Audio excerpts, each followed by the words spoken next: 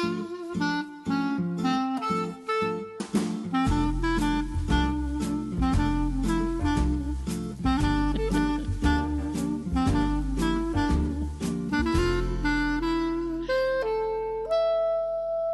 there. How's everybody doing today? Oh my goodness. We've Great. had some challenges trying to get this thing going today, haven't we? Yeah. We'll Can you say just technical difficulties? I know. we'll Taylor Shake it Swift off. it. We'll shake it off. Ah, shake it off. Shake it off. Oh my gosh. Yeah. Oh, so hi everybody. I'm Ronnie, Hi, and I'm Jenny, and we are the Heart and Soul Heart and Soul Sisters. Sisters. Good to see you Yay. today, sister. Good to see you too. So today we're going to be talking about intuition and healing, and yeah, that spoke to us today. We thought that was a good thing to talk about because, Feels good. Yeah. yeah, I think we mentioned this when we were telling our story early on in one of the earlier, you know, podcast versions back when we were doing just audio. That you know, intuition and the ability to trust oneself really can take a pounding when you are in a family with, you know, the kinds of issues we were raised with abuse, addiction, mental illness, that sort of thing, because the dynamics of addiction require you to disbelieve what is happening right before your very eyes. Denial, right? You see what's going Right. on, you see that things are not working. I remember hearing things, you know, when we were growing up, if we were hurting or we felt we'd been hurt, it's like, well, I didn't mean to hurt you, therefore, you know, you weren't really hurt. All of those things take you to a point where you feel like you can't believe what you know to be true, Or right? In the even sense telling you of, you don't have a right to your own feelings. Yeah. well, say You more know, about the that. Yeah.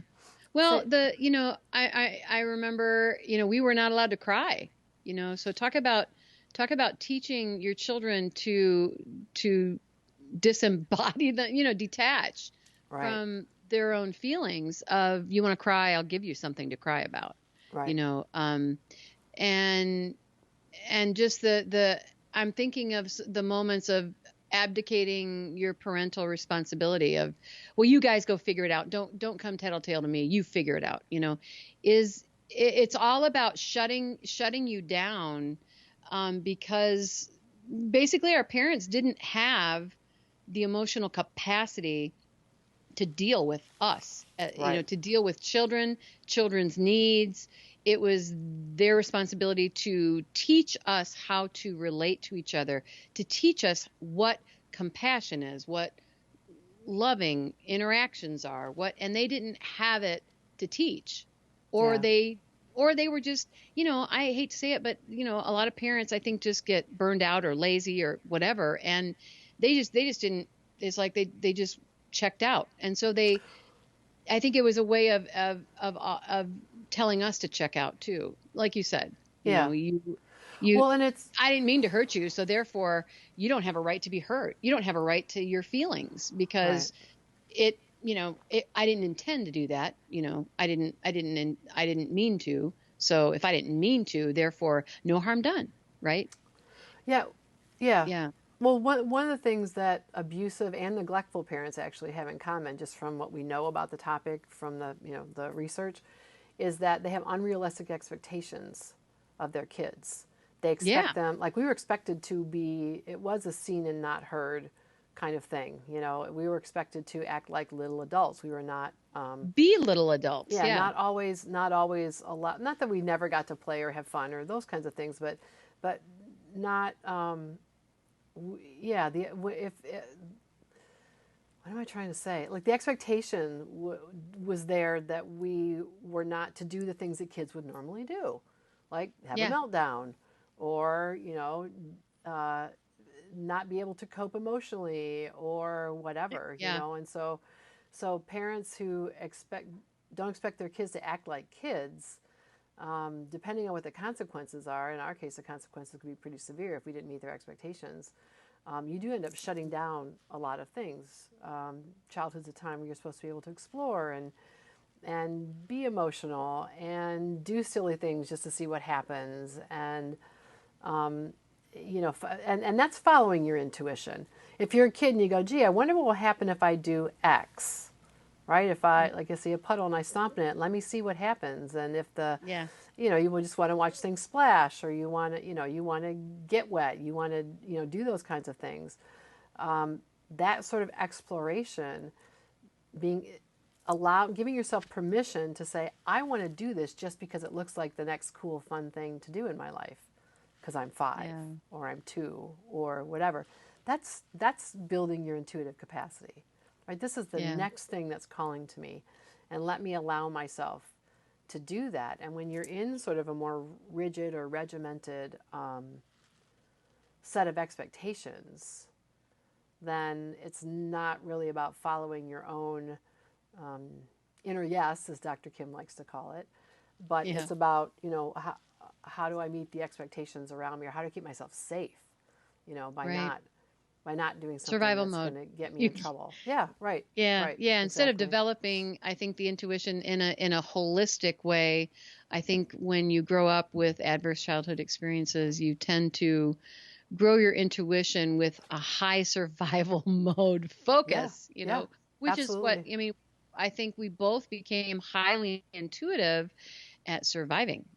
Yeah, and yeah, and some of the other areas of our intuition of exploring and growing and creating, I think we stifled a lot of those areas of our intuition because that wasn't really rewarded or encouraged right, um, in our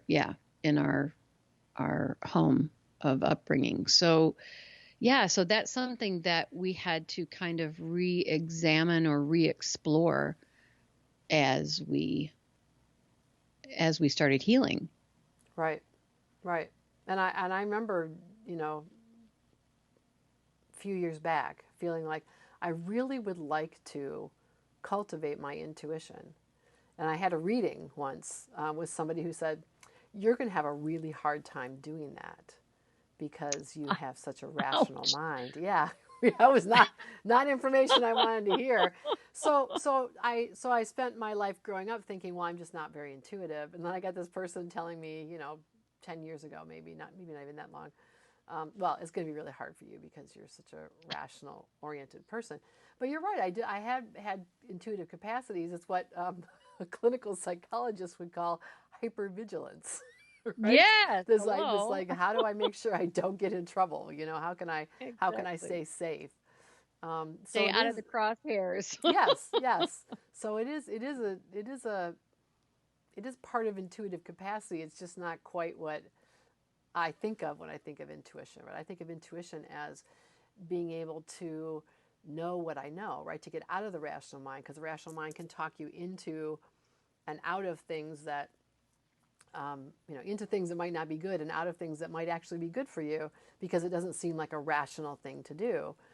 When your intuition is saying, yeah, but it's fun, it's creative, it will be nurturing for you, go ahead and do it. And so that was the piece I wanted to bring back, was or cultivate or find or whatever, was to figure out how can I be move more through the world from a place of love and yes, as opposed to moving through the world from a place of fear and no.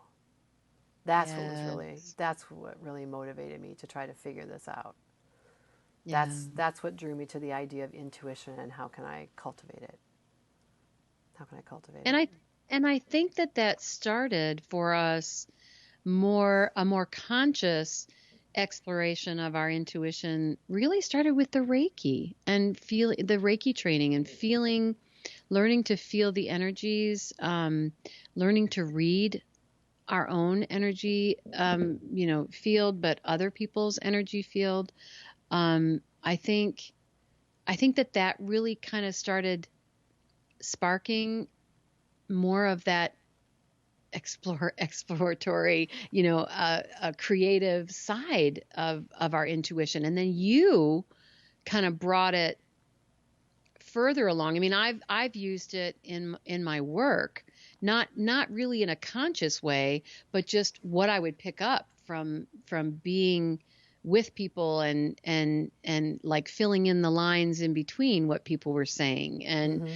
and I would feel in my body things that were going on with that person. And I would say many times I would feel in my body just a really uncomfortable feeling when I was in the presence of someone that had cancer Mm. and or something really big going on, Yeah. a major energetic disturbance in their body. I would feel it, and I knew something was seriously imbalanced in their body. And oftentimes I would go to what it was, even um, intuitively, even before I knew what, before they even finished their whole story, I knew what tests I needed to order, and I knew I was already honing in on the part of their body that where the issue was. Does that Yeah. make sense? I mean, it was Yeah. like, so it's Absolutely. so I think the Reiki, going through all the Reiki training together and doing the aura clearing together, which I know we've talked about in previous podcasts, really heightened our intuitive reading of each other and then our kids and our husbands, and you know what I mean? Yeah. And I Except think that. it was kind of a I think it was kind of for me, it was kind of a hopscotch and of embracing it more. Yeah. Um, I I think for me it worked a little bit differently. The Reiki was a catalyst, but it was more of I wish I want to feel more. I was not feeling my intuitive capacity to feel or read other people's energy in the way that I thought I should based on how other people in the classes were responding and stuff. I just thought, what is I mean, it's kind of like the age old question, right? That we started. What the hell's the matter with you? Like, why am I not experiencing what other people are experiencing? And so that was the beginning for me. It's like, okay, I have had some really cool experiences with the Reiki, but I don't seem to be getting out of it what a lot of other people are. And why is that? And how can I change that? Because I just felt like I was missing out on something. I wasn't getting the full experience, and I wanted the full experience, you know. So it was probably a couple years after we did the Reiki training that you were starting to allude to this, that I found Danielle McKinnon, yeah, right. and she had a class at Kripalu on animal communication.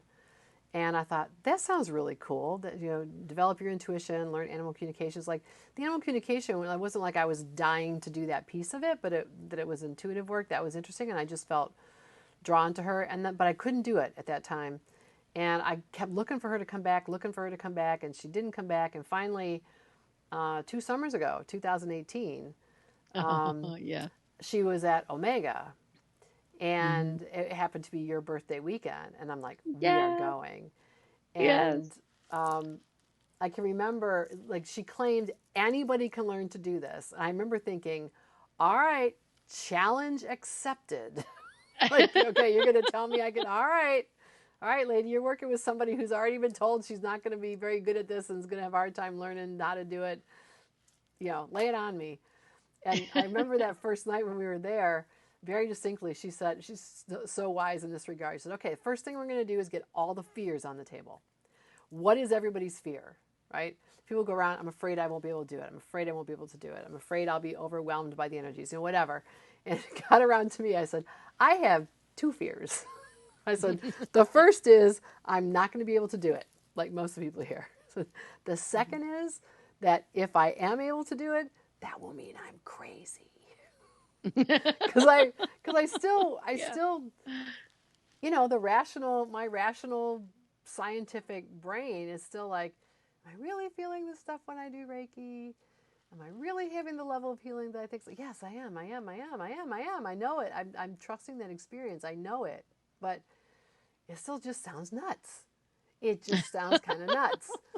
And, I know. I I know. mean, so, I and it's funny because as we're sitting here talking about this, it's not that I haven't doubted myself in similar ways that you have, but I think maybe because of my role in the family that I was the identified patient and the identified oh, mess, yes. that it's like okay, everybody's always told me I'm so sensitive. I'm super sensitive. Oh, Jenny, you're just so sensitive. Too sensitive. That you're too sensitive. Yeah, Yeah. that and I still hear that from time to time that, coworkers say, well, I know that you're so sensitive. Just want you to know I'm really in a rough place today. And I don't want you to think that you have anything to do with it. And I thought that was so funny. And I laughed and I said, well, thank you for saying that. But I would realize that it's not me, I don't, but it's funny because I have a very analytical part of my brain too, with the science and and it's, Right. and it's really interesting though. I'm not sure why I've had an easier time embracing my intuitive side, but even though going through, that weekend at Omega and knowing how amazing information came through that I couldn't possibly have known with that wonderful lady from Italy that I worked with, Yes. Yeah. Christine. Oh gosh, I remember Beautiful, that. beautiful soul. I just love her. And I mean, 2 pages worth of information came through of details and images and all this stuff. And even afterward, I'm sitting there going, did I just make that up? And it's like, how could I have made that? The ice cream that her dog liked, Yes. I mean, just the Yes. crazy And this was a details. dog that had It's crossed like, over. oh yeah, this is a dog Yeah. that had crossed over. And it's like, how did all that information come through? And then we're both bawling because of this download of emotion that came through. That was so it's interesting because I learned that weekend that this stuff just comes to me as a knowing. It just comes to me as like a download.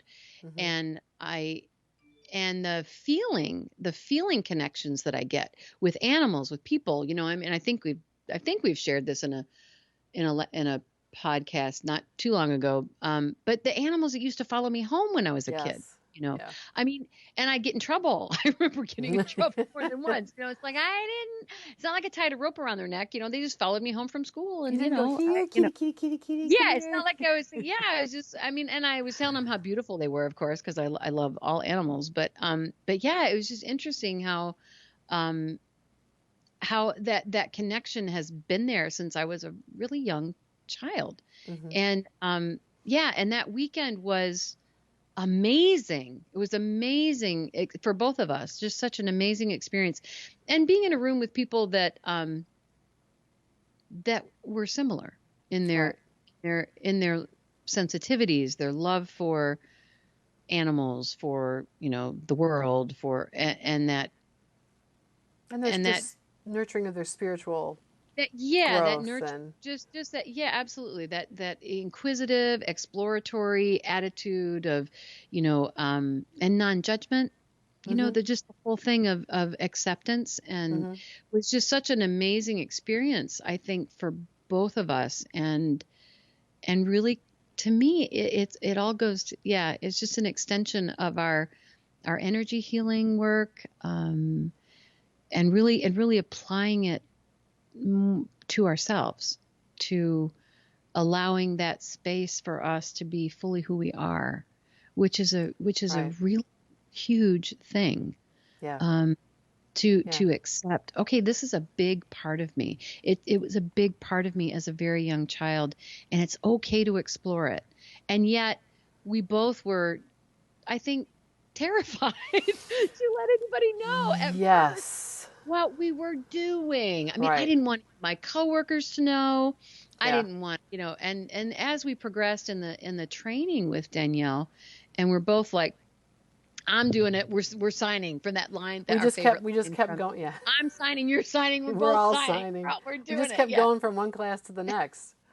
No, without Yeah. like when I went to that weekend, I thought this is just going to be a fun thing to explore, and then she Yes. immediately had a class available, like I 5 days I after know. it ended. It's like, okay, well, I'll do that one, and Okay. then We're doing it. I just knew I was going to do the next one, and the next one, and the next one, and then I became one of her certified practitioners. It's like I that was know. never a goal That to be an wasn't that animal wasn't an original communicator. goal. No, that was not for either one of us.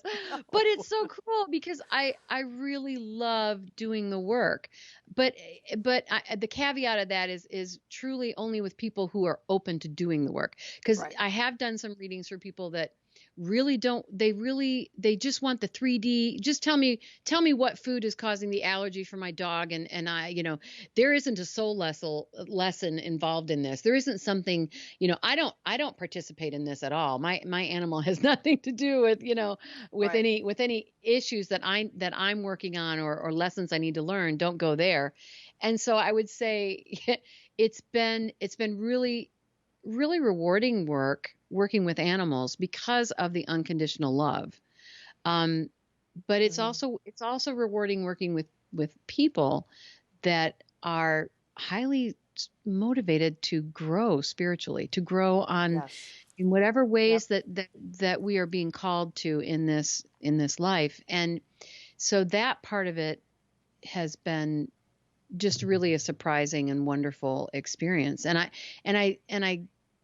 I chalk that up to the amazing people that we've studied with along these Hmm. last 2 years. Yeah.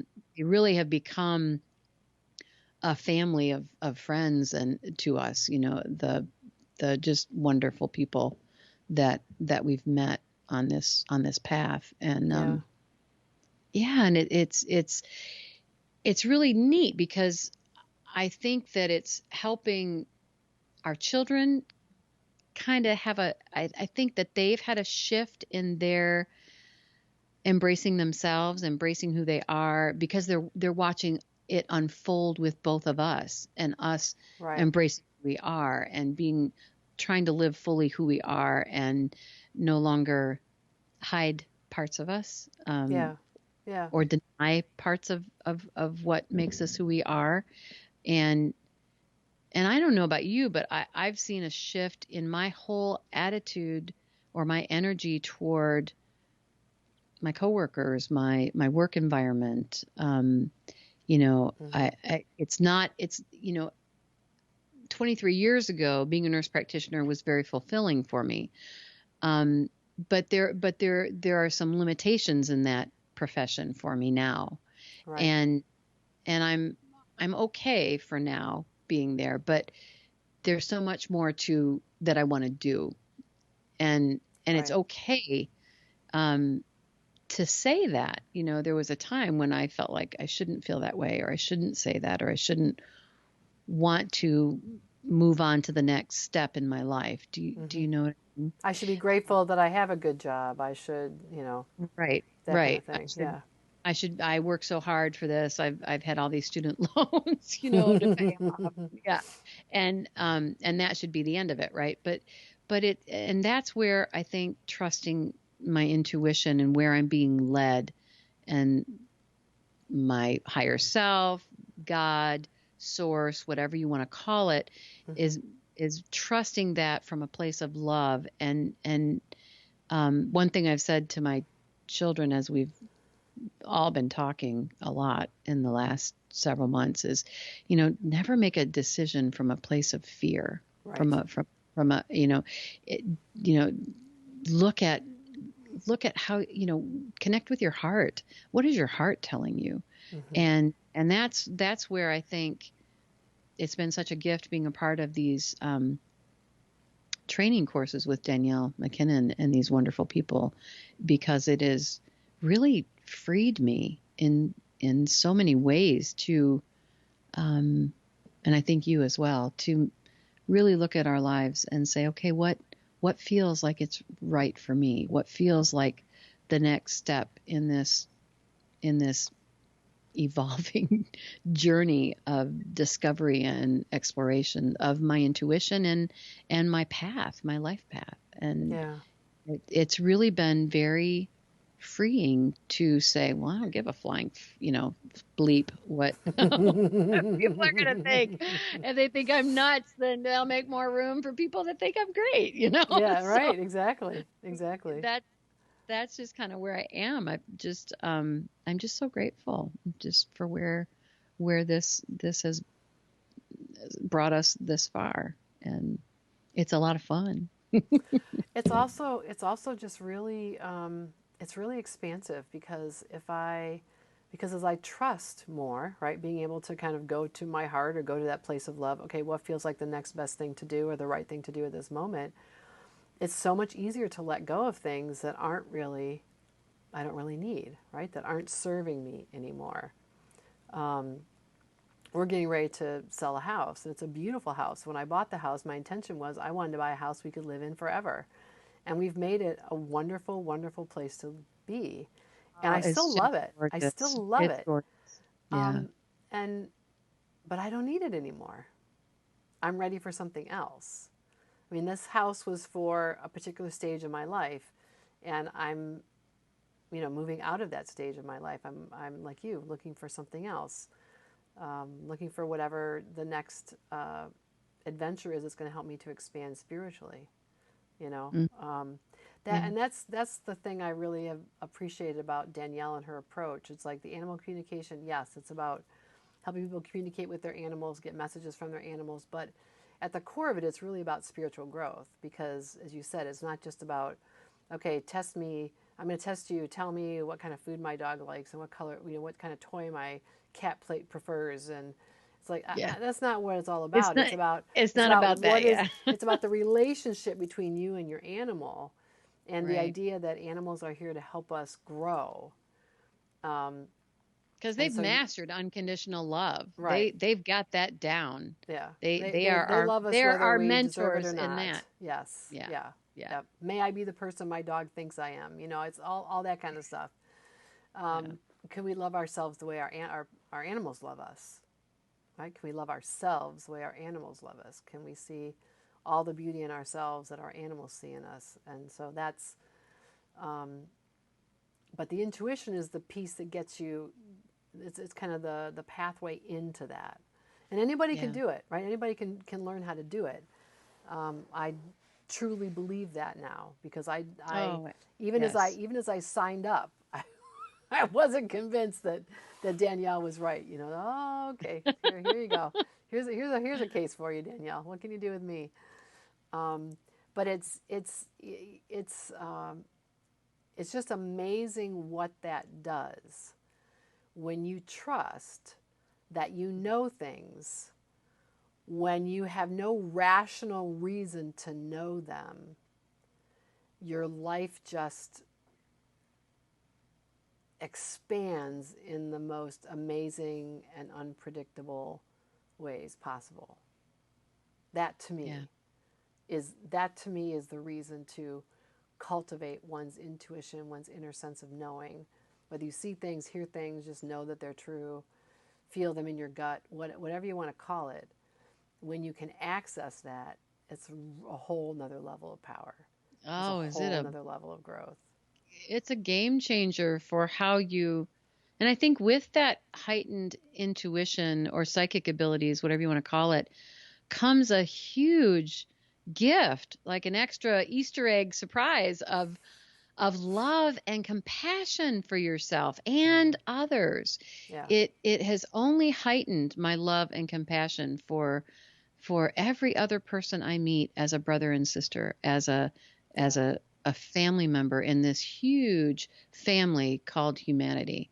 Um, we really are so much closer connected than we than we realize, Yeah. and I think that's the big aha gift, extra gift of growing in that intuitive and psychic abilities, whatever you want to call it, Mm-hmm. is the growth in love that you feel, not just for others but yourself Yeah. as well. Yeah. And that's been a wonderful gift. Yeah. So And it's for people who started out the way we did, it can be a struggle to figure that out and to find it out. We were talking last podcast about spiritual healing. A lot of people just don't realize the pounding that the spirit can take in those circumstances.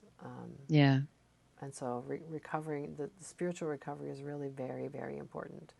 You can live, yeah, right? You can function if you focus on, your mental health, trying to deal with anger or rage or that sort of thing.